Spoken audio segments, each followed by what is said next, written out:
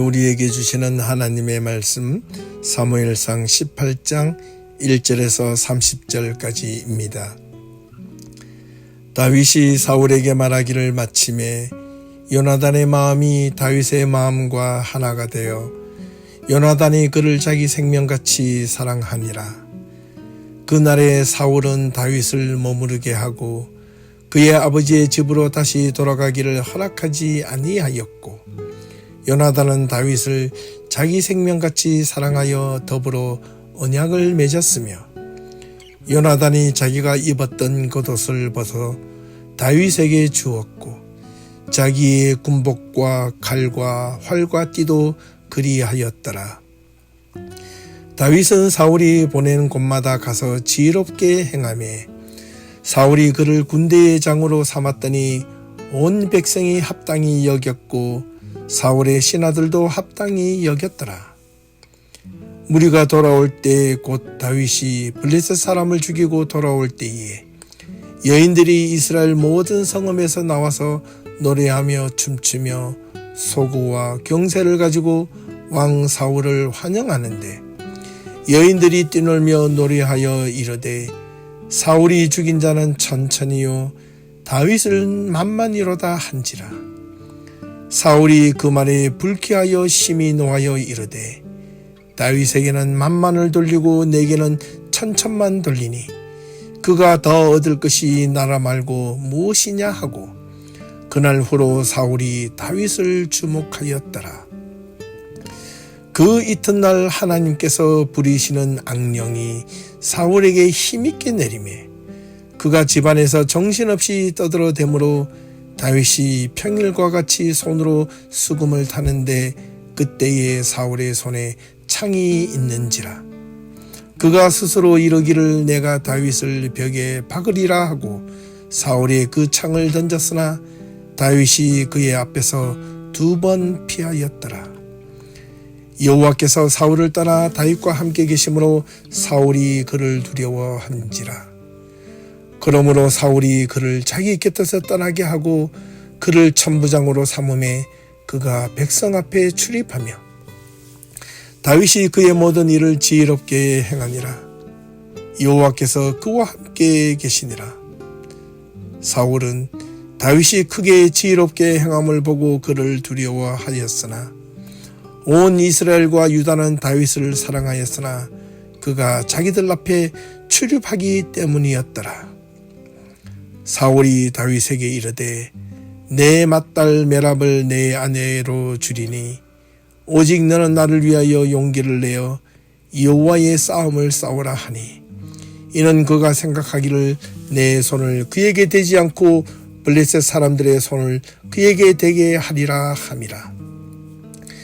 다윗이 사울에게 이르되 내가 누구며 이스라엘 중에 내 친손이나 내 아버지의 집이 무엇이기에 내가 왕의 사위가 되리까 하였더니, 사울의 딸 메랍을 다윗에게 줄 시기에 무올라 사람 아드리엘에게 아내로 주었더라. 사울의 딸 미갈이 다윗을 사랑하며 어떤 사람이 사울에게 알린지라. 사울이 그 일을 좋게 여겨 스스로 이르되 내가 딸을 그에게 주어서 그에게 올무가 되게 하고 블레셋 사람들의 손으로 그를 치게 하리라 하고, 이에 사울이 다윗에게 이르되 네가 오늘 다시 내 사위가 되리라 하니라. 사울이 그의 신하들에게 명령하되 너희는 다윗에게 비밀히 말하여 이르기를 보라, 왕이 너를 기뻐하시고 모든 신하도 너를 사랑하나니 그런즉 네가 왕의 사위가 되는 것이 가하니라 하라. 사울의 신하들이 이 말을 다윗의 귀에 전하매 다윗이 이르되 왕의 사위 되는 것을 너희는 작은 일로 보느냐, 나는 가난하고 천한 사람이라고 한지라. 사울의 신하들이 사울에게 말하여 이르되 다윗이 이러이러하게 말하더이다 하니, 사울이 이르되 너희는 다윗에게 이같이 말하기를 왕이 아무것도 원하지 아니하고 다만 왕의 원수의 보복으로 블레셋 사람의 표피 100개를 원하신다 하라. 그렇게 하였으니 이는 사울의 생각에 다윗을 블레셋 사람들의 손에 죽게 하리라 함이라. 사울의 신하들이 이 말을 다윗에게 아뢰매 다윗이 왕이 사위되는 것을 좋게 여기므로 결혼할 날이 차기 전에 다윗이 일어나서 그의 부하들과 함께 가서 블레셋 사람 200명을 죽이고 그들의 포피를 가져다가 수대로 왕께 드려 왕의 사위가 되고자 하니 사울이 그의 딸 미갈을 다윗에게 아내로 주었더라. 여호와께서 다윗과 함께 계심을 사울이 보고 알았고 사울의 딸 미갈도 그를 사랑하므로 사울이 다윗을 더욱 두려워하여 평생의 다윗의 대적이 되니라. 블레셋 사람들의 방백이 싸우러 나오면 그들이 나올 때마다 다윗의 사울의 모든 신하보다 더 지럽게 행하며 이에 그의 이름이 심히 귀하게 되니라. 아멘. 안녕하십니까? 박세종 목사입니다. 오늘도 수요 말씀을 통하여 우리 예비교회 모든 성도님들의 삶과 신앙 가운데 하나님의 은혜가 풍성하게 채워줄 수 있기를 간절히 소망합니다. 하나님의 말씀을 듣고 들음으로 우리의 삶 가운데 기쁘고 즐거움 뿐만 아니라 때로는 우리의 삶이 역경을 만날 때마다 힘들고 어려운 상황에 직면할 때마다 이 하나님의 말씀이 여러분의 삶을 극복하고 헤쳐나가는데 귀한 믿음의 디딤돌이 될 수 있기를 간절히 소망해 봅니다. 오늘 말씀의 제목은 사울과 다윗과의 관계에 대해서 함께 생각해 보고자 합니다. 이스라엘 초대 왕 사울과 곧 이어 두 번째 왕이 될 이 다윗이지만은 오늘 내용은 이 사울과 다윗과의 관계에 있어서 이 말씀을 드리면 사울은 왜 다윗을 그렇게 두려워하고 경계할 수밖에 없었으며 또 다윗을 평생 동안 이 다윗을 만난 이후에 평생의 대적자로 그렇게 두려워하며 살게 되었는지를 오늘 그 이유를 알아보고 특별히 다윗은 사울에 대하여는 어떤 마음을 가지고 살았는가를 서로 비교해 봄으로써 두 사람의 어떤 신앙적 관계가 서로 이렇게 다른지를 함께 성찰함으로 우리의 신앙을 함께 비교해 보도록 하겠습니다. 지난주에 대한 내용을 잠시 복기해 보면 이 블레셋과의 전쟁에 참여한 모든 이스라엘 군사들이 당시 거대한 블레셋 장수 가드 사람 골리앗을 보고 두려워하고 떨고 있었을 때 아무도 그와 싸우고자 하는 사람이 없었을 때 이 어린 소년 다윗이 문맷돌로 하나로 쳐 죽인 사건에 대하여 말씀드린 바가 있습니다.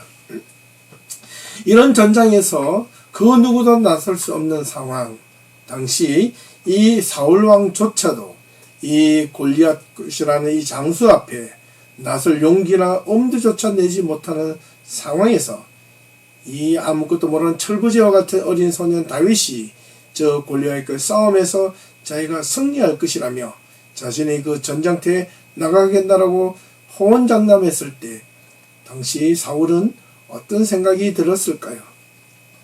아마 다윗을 향하여 네가 지금 이 전쟁이 이런 어디 있는 어떤 목동치기인 줄 아느냐? 네가 지금 이렇게 양치를 하고 있을 때 늑대 한 마리 잡는 그런 어떤 다른 맹수 1위를 잡는 그런 것 쪽으로 생각하지 않았을까? 그래서 이 전쟁은 그것과 다른 것이라고 이렇게 돌려보고자 했지만은 이 어린 다윗은 사울을 향하여 더욱더 기세등등하게 자신을 골리앗과 싸울 수 있도록 허락해달라고 요청합니다. 하지만 사울은 이 다윗의 요청 외에는 어찌할 도를 바가 없었던 것입니다. 왜냐하면 사울 자신조차도 그 골리앗과의 싸움에 나서기를 두려워했기 때문입니다. 또한 그밖에 그 어떤 누구도 골리앗과의 싸움에 나서기를 두려워했기 때문에 또 특별히 이 1대1의 싸움은 단순한 1대1의 싸움이 아니라 만약 그 1대1의 싸움에서 지기라도 한다면 이미 지금 전쟁에 나와 있는 모든 사람들은 그 이긴 자의 노예가 되어버릴 처지에 놓여져 있었던 것입니다.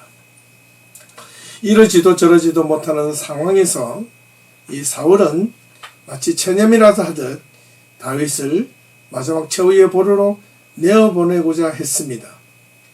이때 사울의 심정은 어떠했을까요? 어쩌면 참으로 부끄럽기도 하고 자신의 처지가 참으로 민망했을 것입니다. 그래서 하는 수 없이 자신이 입고 있던 그 갑옷을 벗어서 다윗에게 입혀 주기도 합니다. 그러나 갑옷이 너무 무거워 보였습니다. 맞지도 않았습니다. 그리고 자신이 차고 있던 칼도 다윗에게 채워주어 보았지만은 칼이 너무 커서 무겁고 질질 끌리고 해서 그에게도 역시 맞지 않았습니다. 그래서 지난주에 말씀드린 바처럼 어떤 일을 행하든지 남의 것이 보기가 좋아도 자신이 맞는 것이 더 좋다라는 것을 말씀드린 바가 있습니다.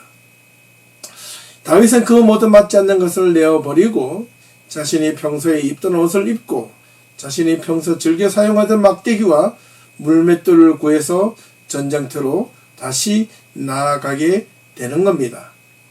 여느 때와 다르지 않게 골리앗은 자신의 진영에서 나와 이스라엘 진영을 향하여 조롱하며 이스라엘 백성들의 사기를 꺾어버리고 있었습니다. 그 소리를 들으며 다윗은 골리앗 앞으로 성큼성큼 다가갑니다. 저 멀리서 다가오는 어린 꼬마 소년을 보고 골리앗은 두 눈을 의심케 합니다. 다시 한번 더 눈을 비비고 다시 눈을 떠서 쳐다보아도 자신의 상대자는 이스라엘의 장수가 아닌 한 꼬마 녀석이었던 것입니다. 이 모습을 본 이 골리앗은 또한 어떤 생각이 들었을까요? 아마도 수십 년 동안 전장에 누볐던 이 골리앗도 아마 이 어린 소년과 싸움을 할 것이라고는 전혀 생각을 하지 못했을 것입니다. 어떻게 보면 기가 차고 말이 나오지 않을 정도의 어떤 헛웃음만 나오는 상황도 골리앗이 맞이했던 것입니다. 골리앗은 하던 조롱을 계속하면서 더 이상 나올 자가 이 어린 꼬마밖에 없느냐라고 조롱을 하게 됩니다. 그 조롱의 소리를 듣고 다윗은 골리앗 앞에 나와서 이렇게 이야기를 합니다. 너는 칼과 창과 단창으로 내게 나아오거니와 나는 만군의 여호와의 이름으로 내게 나아간다고 선포하며 골리앗과 싸움이 시작하자마자 단번에 달려가 골리앗의 머리에 자신이 평소에 즐겨 사용하던 물맷돌을 던져 이마에 맞추고 골리앗을 쓰러뜨리며 죽였습니다. 그리고 승리하였습니다. 아마도 이런 전쟁이 이렇게 쉽게 골리앗을 죽이고 게임이 끝날 줄 누가 알았겠습니까? 블레셋 진영에서는 그들이 골리앗이라는 장수 앞에서 이 전투는 무조건 100% 승리했을 것이라고 아마 장담했을 것이고, 이스라엘 진영에서는 이 어린 꼬마가 저 큰 골리앗을 바라보며 싸움을 하러 나갔을 때 100% 진다고 믿었고 체념했을 것입니다. 그러나 상황이 반전되었습니다. 이렇게 싸움에서 승리한 사울은 다윗과 그의 이스라엘 백성들을 모두 이끌고 다시 자신의 나라로 돌아오게 됩니다. 이런 이 이스라엘로 다시 돌아오게 될 때에 수많은 사람들이 환호하며 그들을 맞이하게 되었는데, 그런데 사울 자신은 이런 승리를 하게 된 것이 이런 수많은 인파들이 자신을 맞이하는 환영의 인파인 줄 알았습니다. 그런데 그것이 아니었습니다. 수많은 사람들이 나와 블레셋과의 전투에서 승리하며 돌아온 자들 환영할 때 이미 그들은 어떻게 이 블레셋과의 전투에서 승리하게 되었는지를 소문을 통하여 벌써 알고 있었던 것입니다. 사울이 그들 앞으로 나아갈 때에 인파들은 수없이 그들을 맞이하는 가운데 수많은 여인들이 사울 앞으로 나와 노래하며 춤추며 이르기를, 사울이 죽인 자는 천천히요 다윗이 죽인 자는 만만이로다라는 노래를 부르며 춤을 추며 소리를 듣게 되었을 때 사울의 마음에는 심히 불쾌함을 감출 수가 없었습니다. 이렇게 수많은 인파가 자신이 아닌 다윗이라는 환영했던 것은 다윗이라는 것을 알았던 것입니다. 사울은 이런 다윗의 인기에 불쾌함과 불안감을 감출 수가 없었습니다. 오히려 사울은 마음이 조급하고 불안해졌습니다. 그 이후로 사울은 다윗을 주목했다고 오늘 본문 18장 9절에서 그렇게 말하고 있습니다. 사울은 그만큼 이 어린 다윗을 경계하며 예의주시했다는 말이기도 합니다. 이런 상황과 상관없이 다윗은 다시 전장에서 돌아왔을 때 곧장 자신의 형들과 함께 아버지가 있는 집으로 돌아가기를 원했으나 사울은 이 어린 다윗을 그냥 두지 않았습니다. 혹시나 하는 마음으로 자신의 곁을 떠나면 무슨 일이 벌어지진 않을까라고 불안한 마음으로 집으로 돌아가기를 허락하지 않고 오히려 자신의 집에 거하기를 요구했습니다. 하는 수 없이 다윗은 사울과 함께 기거하게 됩니다. 이런 상황이 일어났을 때 이 어린뻘되는 이 다윗과 경쟁한다는 것 또는 그 자체가 우스꽝스러운 일이겠지만은 사울은 그 나이가 어리든 나이가 많든 자신의 경쟁 상대가 되고 또는 어떻게 시기나 질투의 대상이 된다면 그 대상이 어리든 나이가 들든 아마 상관이 없었던 모양입니다. 그것은 사울뿐만 아니라 우리가 살아가는 삶의 일상 가운데서도 종종 그런 모습을 보게 된다는 사실입니다. 그리고 그 다음날 사울은 참 놀라운 일이 사울에게 일어납니다. 성경의 10절에 보니까 하나님께서 부리시던 악령이 사울에게 임했다고 이야기합니다. 힘있게 내렸다고 이야기합니다. 그래서 사울이 드디어 정신이 나간 듯 집안을 떠들어대며 돌아다니고 있던 차에 그 순간에 다윗을 보게 됩니다. 다윗은 평소에 다름없이 집안에 앉아서 수금을 타고 있었는데 사울은 자신이 손에 들고 있던 창을 사울을 향하여 던지며 다윗을 죽이고자 했습니다. 이때 다윗은 사울이 던진 창을 2번씩이나 피하며 간간히 목숨을 유지했습니다. 그런데 성경을 보니 사울은 이 모습을 보자 더욱더 다윗을 두려워했다고 말하고 있습니다. 그 이유는 사울은 분명 이제 더 이상 하나님이 자신과 가까이 하지 않고 다윗과 함께 한다고 생각하고 그렇게 믿었다는 것입니다. 자, 여기서 우리는 한 가지 좀 의구심이 드는 구절이 있습니다. 그것은 다름 아닌 하나님께서 왜 갑자기 하나님께서 부르시는 악령을 사울에게 임하게 했느냐라는 것입니다. 이것은 도대체 무슨 말일까요? 사울을 이미 죽이기로 하나님께서 작정하셔서 그렇게 하나님이 악령을 부려서 사울의 정신을 미치도록 해버린 것인가? 아니면 다른 어떤 음모를 하나님께서 이미 만드시는 것이었을까? 분명 하나님께서는 공의로우시며 정의로우신 하나님이신데 악을 행하시는 분이 아니신데 유독 사울에게만 이런 모습을 보이는 것은 무엇 때문일까라는 겁니다. 사울이 하나님께서 그토록 이렇게 미우셔서 사울에게 그렇게 행하신 것일까라는 점입니다. 이 말씀에 대한 해석은 2가지 가능성이 있습니다. 이 말씀을 잘 들어보시고 여러분들은 어떤 것이 가능하고 타당한 것인지 한번 스스로 선택해 볼 수 있기를 바랍니다. 그 첫 번째 가능성은 그야말로 하나님께서 악령을 부리셔서 사울의 정신을 혼미케 하여 사울을 어지럽게 만드는 그 문자 그대로의 내용입니다. 만약 그렇게 된다면 하나님의 신종론, 하나님의 정의롭고 공의롭고 악을 행하시는 분이 아니시라는 것에 대해서 아마 상당한 문제가 제기될 것입니다. 그런데도 불구하고 그렇게 될 가능성도 있다고 생각하신다면 첫 번째 것을 선택하실 수 있습니다. 그리고 2번째 가능성이 있습니다.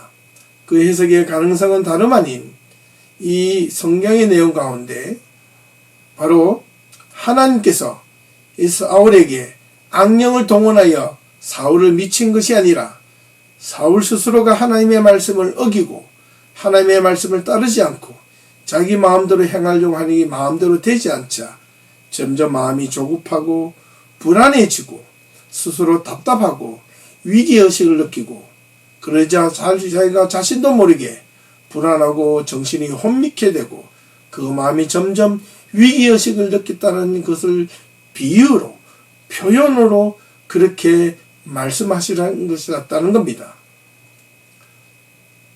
하나님을 바르게 믿지 못하거나 의지하지 못하고 현실적으로 자신의 어떤 상황을 모면하기 위하여 자신의 온갖 수단을 동원하며 애를 쓰면 쓸수록 더욱더 그 상황은 더욱더 악화되었다는 그 모습을 그렇게 비유로 말씀하신 것이 아닌가라는 생각입니다. 자, 이 두 가지 해석 가운데 여러분들 어느 것이 타당하다고 보십니까? 저는 두 번째가 맞다고 생각합니다. 하나님께서는 절대로 악을 악으로 갚지 아니하신다는 하나님이시다고 분명히 말씀하고 있기 때문입니다.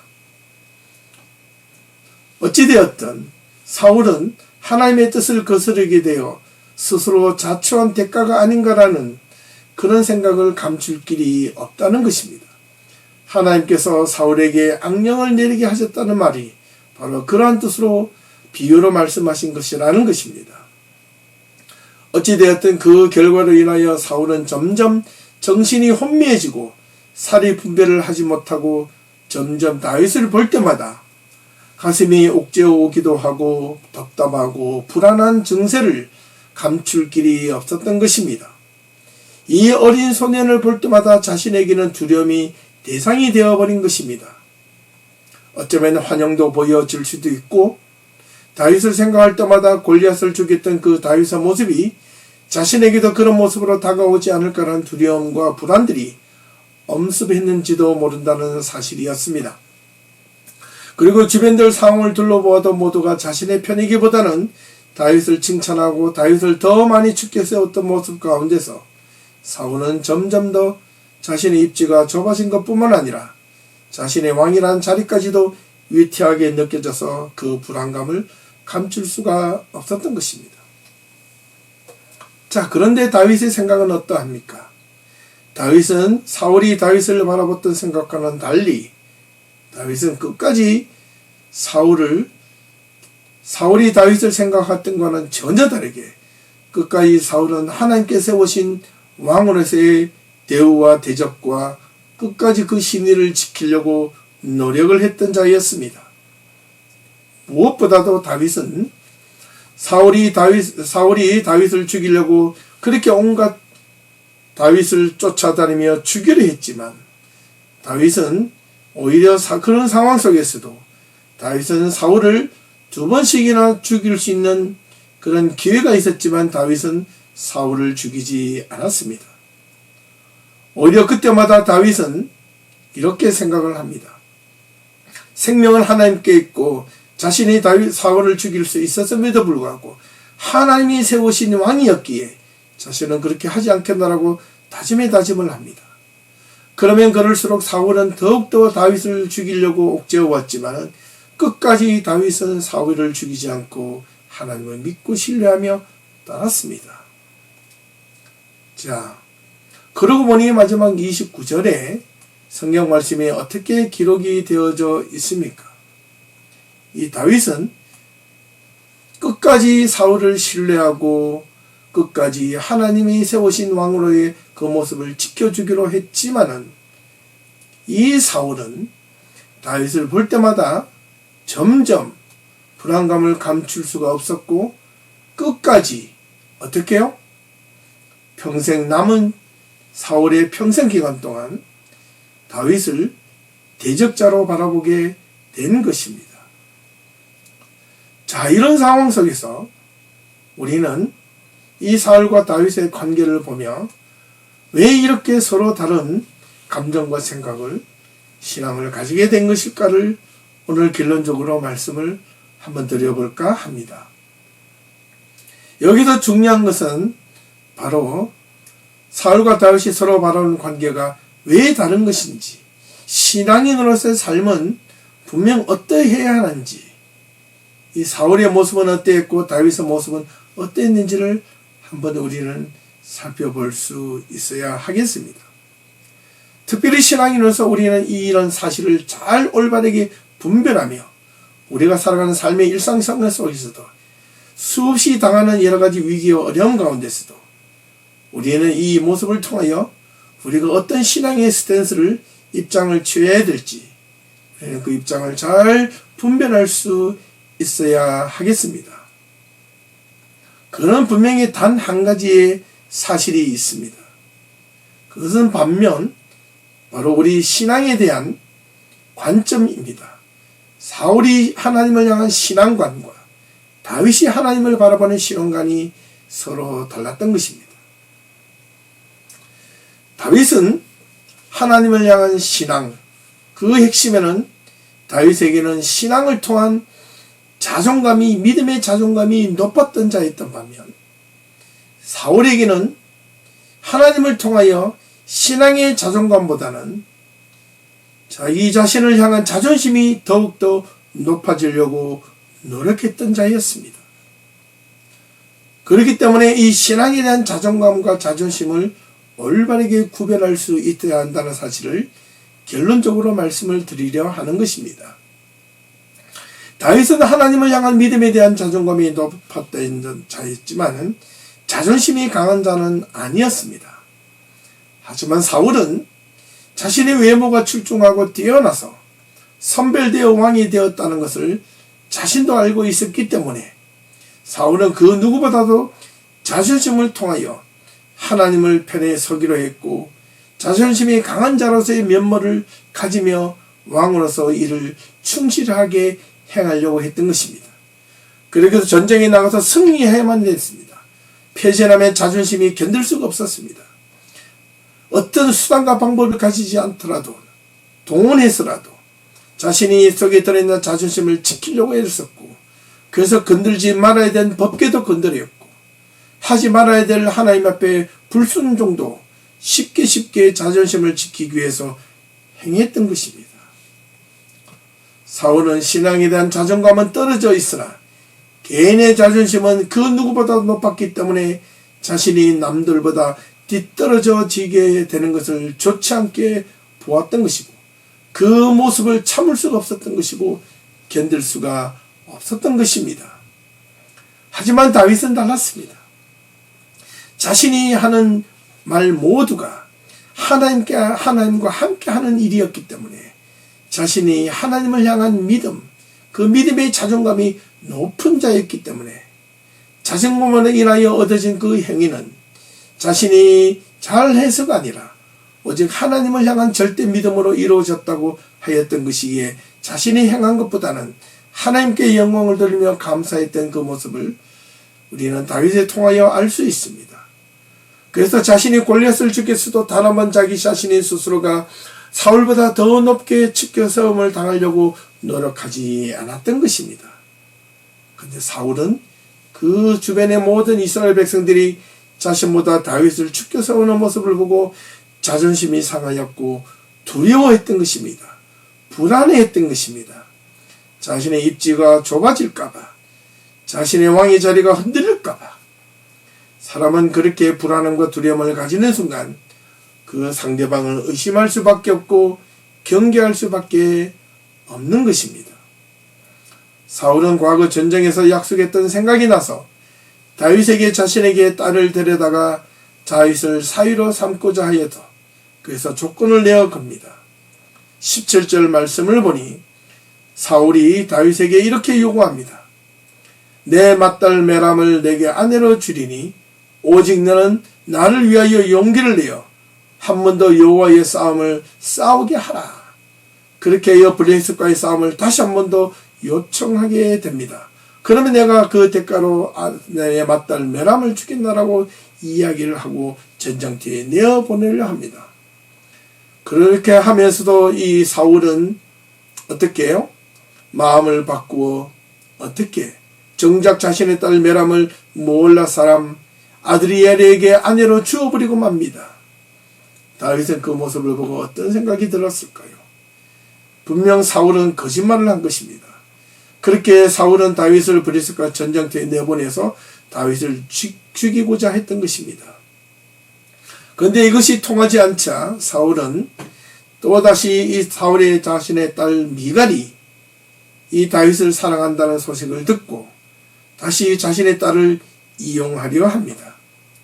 이제는 확실하게 다윗을 부릅니다.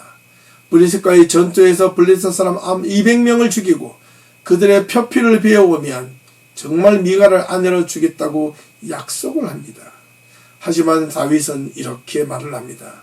자신은 천한 사람이고 보잘것없는 사람인데 어떻게 함부로 이렇게 왕의 사위가 되겠느냐라고 말입니다. 사실 그 앞전에도 그런 말을 했지만은 그럼에도 불구하고 이 다윗은 다시 한 번 더 이 사울의 요청에 용기를 내어 블레셋과의 전투에 나아가 승리하고 돌아옵니다. 근데 사울의 계획과는 또 다른 계획이 일이 틀어져 버렸습니다.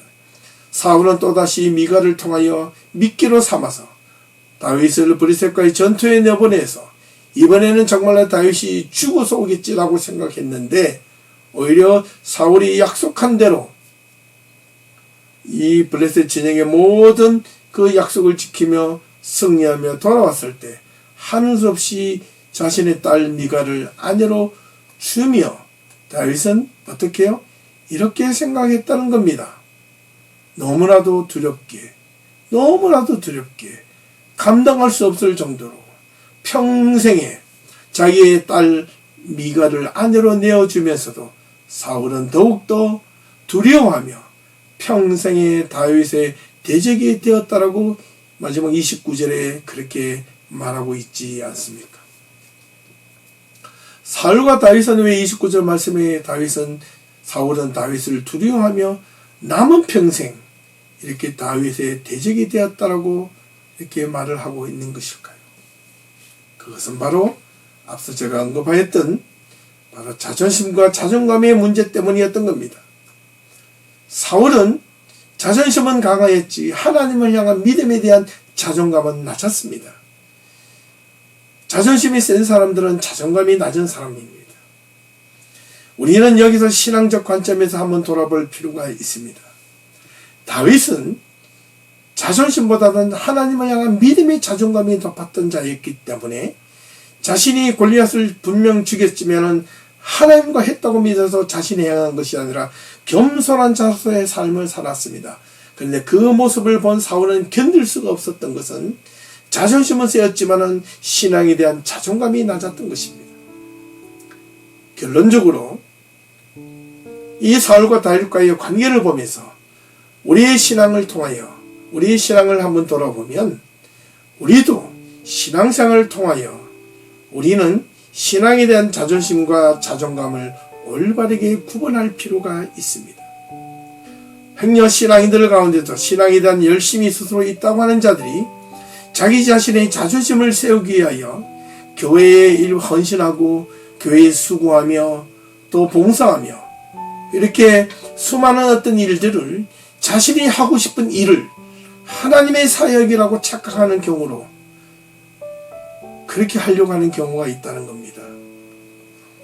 그것은 자신의 자존심이지 하나님을 향한 믿음에 대한 자존감은 아닌 것입니다. 행정 교회에 직분이 생겼다면 그것이 맞든 안 맞든 옳든 그르든 하나님께서 주셨다고 믿으면 그 자신에게 맡은 직분을 먼저 우선적으로 열심히 그 직분을 지켜가는 것이 하나님을 향한 믿음에 대한 자존감을 지키는 것입니다. 하지만 자신이 하고 싶은 하나님을 향한 봉사가 그것이 우선인 그런 경우를 종종 보게 됩니다.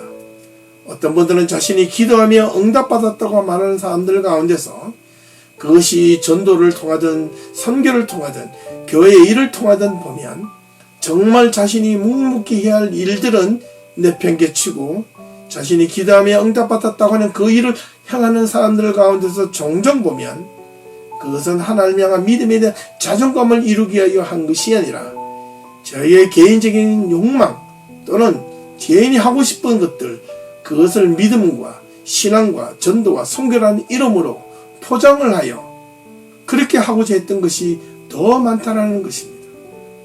교회에 주어진 직분이 무시하고 그것을 그냥 내팽개치고 자신이 하고 싶은 대로 내버려 나간다면 그것은 올바른 신앙이나 믿음이나 방법이 될 수가 없다는 것입니다.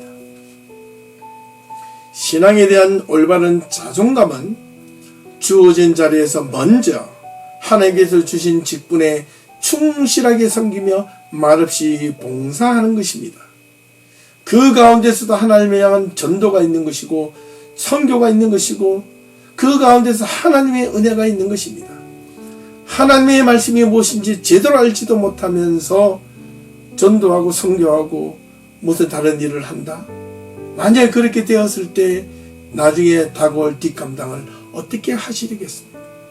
저는 끊임없이 먼저 믿는 우리 믿음의 성도들에게 부탁하고 또 부탁하는 이유가 먼저 믿는 우리 성도들이 하나님의 말씀 앞에 충실하게 믿음의 자존감을 높이기 위하여 말씀에 충실해지기를 원한다는 것입니다. 그것이 바로 다윗의 믿음이었고 다윗의 신앙이었습니다.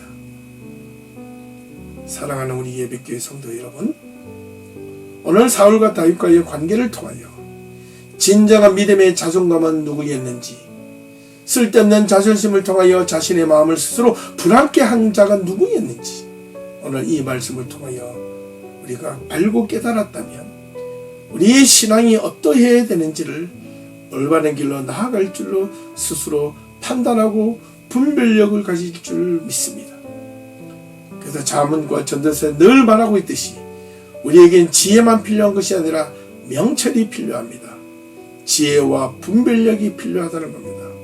하나님의 지혜와 분별력을 요구하려면 먼저 하나님의 올바른 말씀을 배우고 그 말씀 앞에 우리가 나아가는 것이 무엇보다도 중요하다 하겠습니다. 저는 예배교회를 통하여 우리 모든 성도님들이 저와 함께 있는 동안에 이 말씀에 대한 강조는 끊임없이 제가 할 것입니다. 말씀 앞에서 여러분의 신앙에 대한 자존감이 높아지면 높아질수록 세상을 향한 그런 마음가짐이 당당해지고 어떠한 어려움과 고난이 올지라도 담대하게 이겨나갈 줄로 믿습니다. 오늘 이 말씀으로 여러분의 수요 말씀을 대신하였습니다. 남은 한 주간 동안 하나님의 은혜가 여러분 가운데 오늘 이 말씀이 여러분의 삶을 이끌어갈 수 있는 믿음의 자존감을 높이 세워가는 그런 남은 한 주간이 될 수 있기를 간절히 소망하며 여러분께 축복하며 오늘 말씀을 마치겠습니다. 감사합니다. 수고하셨습니다.